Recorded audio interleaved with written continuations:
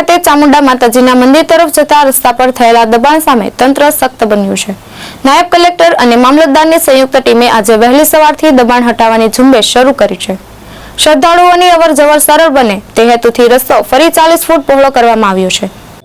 ચોટીલા ખાતે આવેલા સુપ્રસિદ્ધ ચામુંડા માતાજીના મંદિર પર રોજે રોજ મોટી સંખ્યામાં શ્રદ્ધાળુઓ દર્શન માટે આવતા હોય છે, પરંતુ ડુંગર તળેટીમાં નેશનલ હાઈવેથી મંદિર તરફ જતા રસ્તાની બંને બાજુ દુકાનદારો દ્વારા પતરાના શેડ અને સ્ટોલ ઊભા કરી દબાણ કરવામાં આવ્યું હતું, જેના કારણે 40 ફૂટ પહોળો રસ્તો સાંકડો બની માત્ર 20 ફૂટ જેટલો જ ઉપલબ્ધ રહ્યો છે।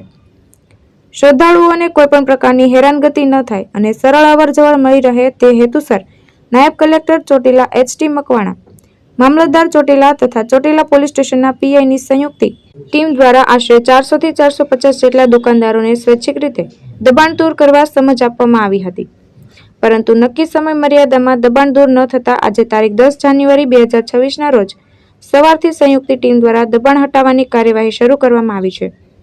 આ ઝુંબેશ દરમિયાન મોજીનાના પાળિયાદ અને ચોટીલા વિસ્તારની સરકારી જમીન પર દબાણો દૂર કરવામાં આવી રહ્યા છે।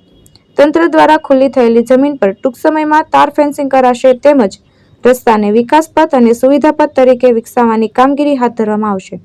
સાથે જ સરકારી જમીનની જાળવણી માટે વિગતવાર કાર્યક્રમ પણ જાહેર કરવામાં આવશે। મહેશ ઉતરિયા, દ્રષ્ટિકોણ ન્યૂઝ, સુરેન્દ્રનગર।